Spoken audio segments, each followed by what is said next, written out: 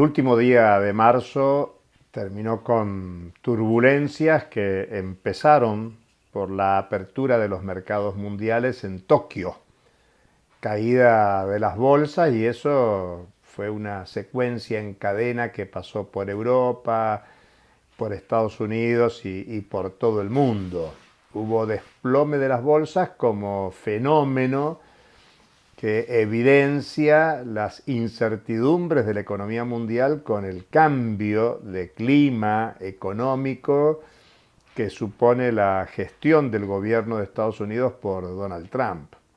Porque en abril se despliega la política de elevación de los aranceles que Estados Unidos intenta para tratar de disminuir, frenar el estructural déficit comercial que tiene ya por más de 30 años. Creo que el tema importante a considerar es que hay un cambio en las políticas económicas que se llevan adelante desde la potencia imperialista por excelencia, Estados Unidos. Digamos que en los 40 años previos a estos tiempos, lo que vivíamos en el tiempo de la globalización, de la mundialización, de las cadenas mundiales de valor, y lo que vemos ahora es un proceso de reorganización de las relaciones económicas internacionales, una reestructuración del funcionamiento del capitalismo mundial. Eso es lo que está induciendo Estados Unidos. Eso es lo que quiere Donald Trump. El interrogante que muchos se hacen es si podrá. Bueno, ese es otro problema. Eso tiene que ver con la política. Cada crisis mundial supone un cambio de paradigmas de política económica. Para decirlo sencillamente, la crisis del 30 motorizó un gran cambio de política económica. Para decirlo muy simple, fue la intervención del Estado de manera explícita en la actividad económica y la definición de políticas económicas con intervención del Estado. Eso ya era común con la Revolución Rusa desde 1917, la construcción de la Unión Soviética en 1922 en adelante, los planes quinquenales de la Unión Soviética, y claro, Estados Unidos incorpora la lógica de la planificación económica desde el Estado. Para eso tuvo que hacer incluso cambios constitucionales muy importantes. Estoy señalando esto para que se vea que hay cambios epocales. No es lo mismo la política económica de los estados capitalistas antes de la crisis del 30 que la política económica después de la crisis del 30, donde la intervención del Estado pasa a ser una norma, se generaliza, y eso es lo que habilita y da lugar a categorías como el estado del bienestar, principalmente en Europa, las políticas keynesianas después de la Segunda Guerra Mundial. Y convengamos que la crisis de finales de los 60, 70 cambia el paradigma.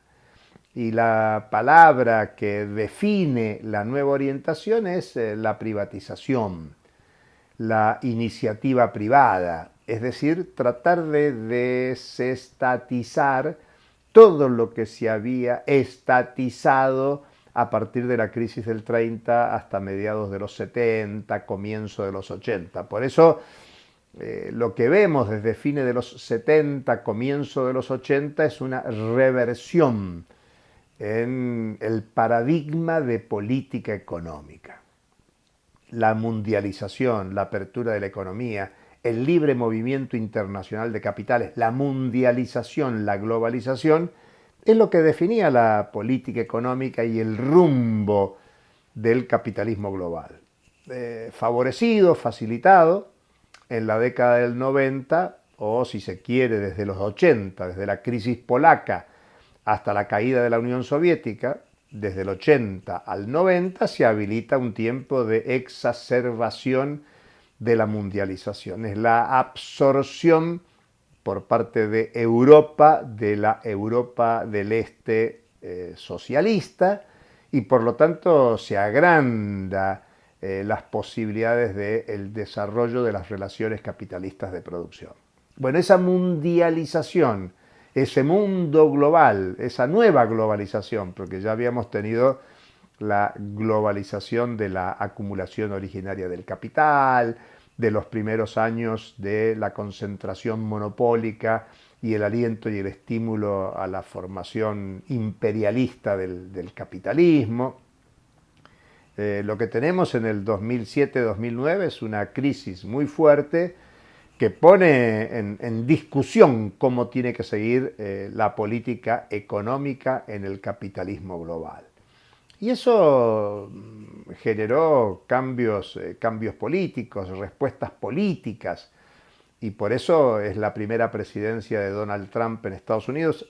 Ponemos el ejemplo de Trump porque Estados Unidos es la potencia hegemónica del capitalismo mundial, amenazada en el dominio productivo desde comienzos del siglo XXI por China, pero eso no disminuye el papel hegemónico de Estados Unidos por el peso de su moneda, por el peso de sus fuerzas armadas, por el despliegue militar en todo el mundo. Y bueno, Donald Trump intenta un cambio de la posición de Estados Unidos en el sistema mundial. No logra la reelección y sí ahora, en este turno, en este segundo turno de Trump a partir de este 2025, es que lleva adelante su programa de reorientación al interior del capitalismo estadounidense y con eso una reestructuración de las relaciones internacionales. Bueno, primero la ratificación de su confrontación con China y sus aliados, con matices, que incluye las conversaciones bilaterales con los aliados. Especialmente estoy hablando de Rusia, por lo que representa el gasto militar estadounidense en la confrontación en Ucrania, el apoyo de Estados Unidos a Ucrania, a la OTAN, y por lo tanto su intencionalidad de transferir ese costo a Europa, territorio de la confrontación. Pero insistamos, Donald Trump quiere reacomodar la política exterior estadounidense en confrontación con su enemigo principal, que desde el punto de vista económico, por la proyección económica, sigue siendo China. Pero también desafía con sanciones a los países aliados de China y obviamente a su mundo de relaciones tradicionales. Y por eso la política de aranceles es central en la reorganización del sistema mundial contemporáneo. Por eso Trump no solo confronta con China, con los aliados de China, sino que lo hace en su territorio más cercano, con Canadá y con México, pero también lo hace con Europa, y no solo por disminuir su gasto militar, no solo por los intereses en la OTAN, sino que lo que está planteando es una reorganización del sistema mundial con epicentro en Estados Unidos. Lo que podríamos decirlo en términos muy concretos, Trump intenta disciplinar a la sociedad estadounidense y con ello disciplinar al capitalismo global e intentar retener su capacidad de dominación en el sistema mundial, lo que involucra a los países que se definen por el desarrollo capitalista y aquellos que plantean una política de carácter alternativo, por caso la perspectiva china, más allá de la discusión de cómo calificar el tipo de desarrollo económico, social que lleva adelante China, que motivaría otro tipo de discusión. Lo que está en debate es la reorganización del sistema mundial. Y en el primer lugar aparece Estados Unidos produciendo algunos choques que incluso generan turbulencias y problemas en el mercado estadounidense y en el mercado mundial. Un ejemplo es este fenómeno de caída de las bolsas en todo el mundo, como fenómeno temporal que anuncia problemas en el corto y mediano plazo sobre cuál será la evolución de los mercados financieros, de los mercados bursátiles. Lo que se ve como una tendencia de más largo plazo es el crecimiento del oro, por ejemplo, del oro como resguardo de valor. Y eso trae aparejado un debate, si ustedes quieren, teórico, para aquellos que decían que desde 1971 que se terminó la convertibilidad del dólar, decisión del gobierno de Nixon, y por lo tanto apareció en el sistema mundial el dinero fiat, y por lo tanto se perdió toda referencia del dinero vinculado con el valor de un metal como el oro. Bueno, todo eso se pone en discusión porque la realidad muestra al oro como resguardo de valor y por lo tanto reabre debates teóricos, políticos, ideológicos sobre el dinero en un tiempo de crecimiento y expansión de la mercantilización. No solo en los países capitalistas tradicionales, sino que China se ha transformado en un gran mercado mundial. No solo es la gran fábrica del mundo, sino que esa fábrica ha generado un mercado mundial y un mercado interno chino que es fuertemente disputado por las corporaciones transnacionales.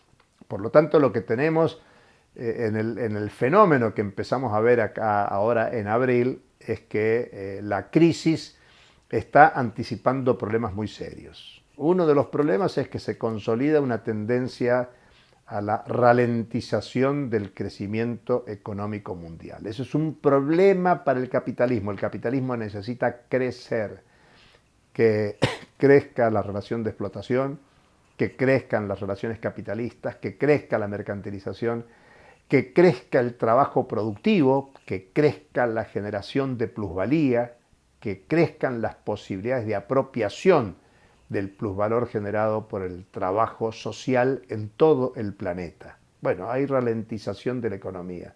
Y con eso no se termina de ir el problema de la inflación. Es cierto que la inflación ha bajado, la inflación mundial ha bajado respecto de los picos en su momento, pero hay que ser claro que los picos inflacionarios que vimos desde la pandemia y en adelante, desde el 2020 en adelante, no han retornado a la normalidad.